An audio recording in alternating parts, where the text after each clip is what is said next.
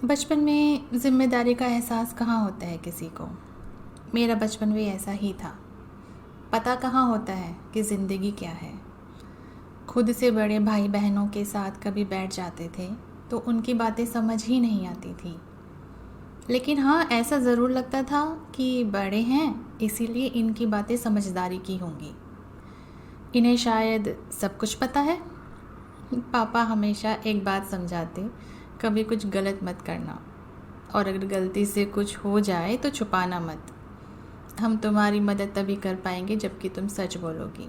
गर्मियों की छुट्टियों में सभी मामा बुआ के बच्चे इकट्ठा हुआ करते और हम खूब मस्ती करते। बड़े भाई बात किया करते तो मैं सुना करती। एक बार मैंने सुना कि वो ईश्वर को नहीं मानते। उनका कहना था कि अगर ईश्वर एक है तो इतने सारे धर्म क्यों हैं और ये सब आपस में लड़ते क्यों हैं। अगर ईश्वर एक है तो धर्म भी एक ही होना चाहिए, और ऐसा तो है ही नहीं। ईश्वर दो हो नहीं सकते, वरना तो वो भी लड़ा करते और सूरज चांद तारे सब अस्त व्यस्त हो जाते। इतनी सारी परंपराओं और धर्मों को देखकर तो यही लगता है कि कोई ईश्वर है ही नहीं। और क्यों इतना सोचना है, एक ही लाइफ मिली है तो एंजॉय करते हैं। ये बात मेरे दिल में घर कर गई। मुझे ये सब बिल्कुल ठीक लगा और मैंने भी यही समझा कि हमें बनाने वाला कोई नहीं है। ये लाइफ मिली है, इसे अपने तरीके से जियो और मस्त रहो। लेकिन ऐसा हो नहीं पाया। जैसे जैसे मैं बड़ी होने लगी, लाइफ में प्रॉब्लम्स आने लगी। समाज में और आसपास अगर कुछ गलत होता था तो बुरा लगता था। मन में विचार आने लगे कि इतना अगर कुछ गलत दुनिया में होता है तो कोई भी इंसान एंजॉय कैसे कर सकता है अगर वो स्वार्थी नहीं है। इसका मतलब तो ये हुआ कि ज़िंदगी सिर्फ जीने के लिए नहीं बल्कि कुछ करने के लिए भी है। कुछ ऐसा करना जिससे कि पूरा समाज खुशहाल रह सके, तभी तो जीवन में सुकून आएगा। वरना तो किसी को दुखी देखकर कोई सुकून में कैसे रह सकता है। वो क्या चीज़ है जो हमें मिल जाए और उसके बाद जीवन में कभी दुख दर्द ना हो, सारी परेशानियों का हल मिल जाए। वो रास्ता क्या है जहाँ सुकून है और शांति है। हमारे जीवन से सुकून और शांति तब निकल जाते हैं जब कुछ घटनाएं हमें परेशान कर देती हैं, जैसे कि किसी पर होने वाला अत्याचार उसकी ज़िंदगी तहस नहस कर देता है। वो अत्याचार हम पर भी हो सकता है।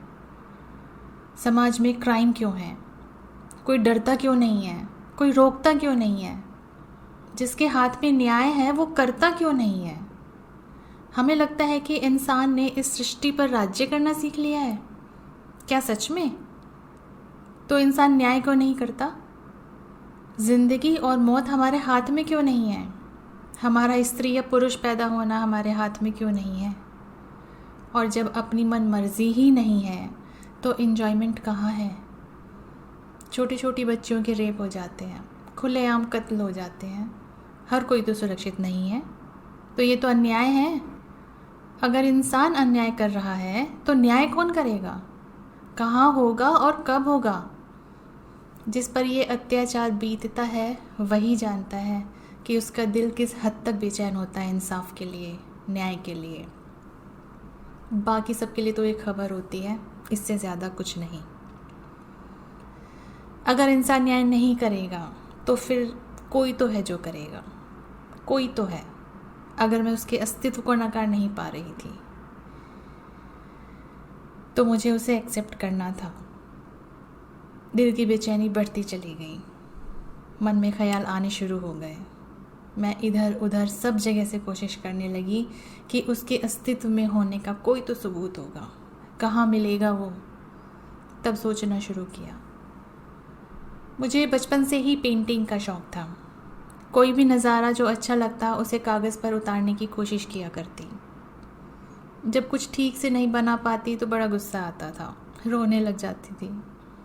मेरी माँ मुझे समझाने लग जाती कि अभी तो छोटी है, थोड़ी बड़ी हो जा तो अच्छे से बना पाएगी। बड़ी तो हो गई हूँ और पेंटिंग भी अच्छी बना लेती हूँ, लेकिन सेटिस्फेक्शन अभी भी नहीं आता। कुछ तो कमी है। वो बात क्यों नहीं आती जो सच में प्रकृति में मौजूद है? ठीक उस जैसा क्यों नहीं बन पाता?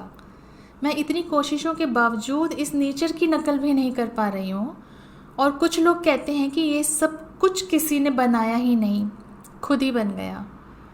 इतनी बेहतरीन चीज़ें, सब कुछ ठीक ठाक अनुपात में, ना ही कम ना ही ज़्यादा, जैसा चाहिए ठीक वही सब वैसा ही हम कोशिश करके भी नहीं बना सकते, और ये खुद ही बन गया। मन में ख्याल आते चले गए। आम की गुठली अगर मिट्टी में डाली जाए तो आम का ही पेड़ निकलता है। अगर ऐसा ना हो तो किसान तो खेती ही ना कर पाए, बीज को एक नया जीवन मिल जाता है। ये बिना किसी के किए कैसे हो सकता है? कुछ कानून हैं जो इस प्रकृति में रखे हुए हैं। कोई भी तो नहीं है जो कानून को तोड़ सके या बदल सके। इंसानी शरीर जैसे रहस्यों का अंबार है। हर इंसान का दिल एक जैसा है और फिंगरप्रिंट्स एक दूसरे से बिल्कुल अलग हैं। लाखों करोड़ों लोग जिंदा हैं और इतने ही इस दुनिया से चले भी गए। उन सब में से किसी एक के भी फिंगरप्रिंट कभी मेल नहीं खा सकते, आंखों के प्रिंट कभी मेल नहीं खा सकते। हर इंसान अपनी एक अलग पहचान रखता है। ऐसा कैसे हो सकता है कि ये सब अपने आप ही है, किसी ने बनाया नहीं है? डीएनए क्यों सबके अलग अलग होते हैं? कैसे पता लगा लिया जाता है कि डीएनए किसका है? इतनी बारीकी से गुथे हुए शरीर, अगर इसमें कोई सिस्टम ना होता तो मेडिकल साइंस कैसे तरक्की करती?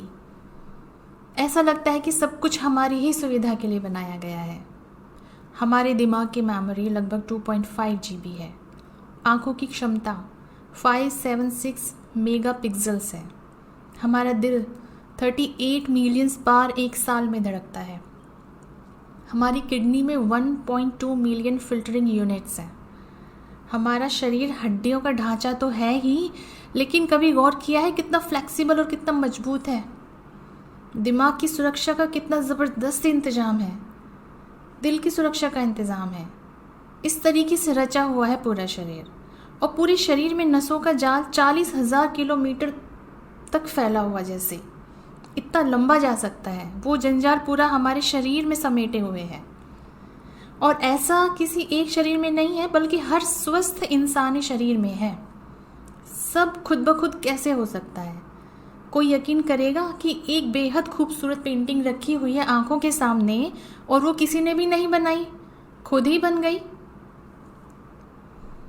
इस ब्रह्मांड में मौजूद किसी भी एक भी प्रोसेस पर अगर गौर किया जाए कि इतनी गहराई और बारीकी से निर्माण किया हुआ है हर वस्तु और जीव का, ये खुद बन ही नहीं सकता जब तक कि एक एक कड़ी को कोई जोड़ने वाला ना हो।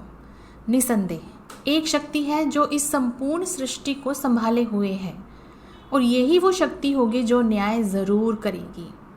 इतनी उत्तम प्रकृति की रचना करने वाला अन्याय नहीं होने देगा। मैंने इस प्रकृति में महसूस किया है कि जो कुछ भी यहाँ होना चाहिए, यहाँ वही सब कुछ है, बिल्कुल एक सटीक अनुपात में। अगर यहाँ न्याय होना चाहिए तो यहाँ न्याय भी ज़रूर होगा। अगर यहाँ कोई गड़बड़ करता है तो वो सिर्फ इंसान है। बेशक इंसान के ऊपर कोई है जो इसे इस गड़बड़ के लिए और प्रकृति का संतुलन खराब करने के लिए पकड़ेगा ज़रूर। निसंदेह ईश्वर है। यहाँ से एक नई ज़िंदगी शुरू होती है। अब आगे आगे नए दरवाजे खुलने वाले हैं और निश्चित तौर पर कुछ नया और बेहतर मिलने वाला है। आगे बढ़ते रहना और नया सीखते रहना ही तो ज़िंदगी है।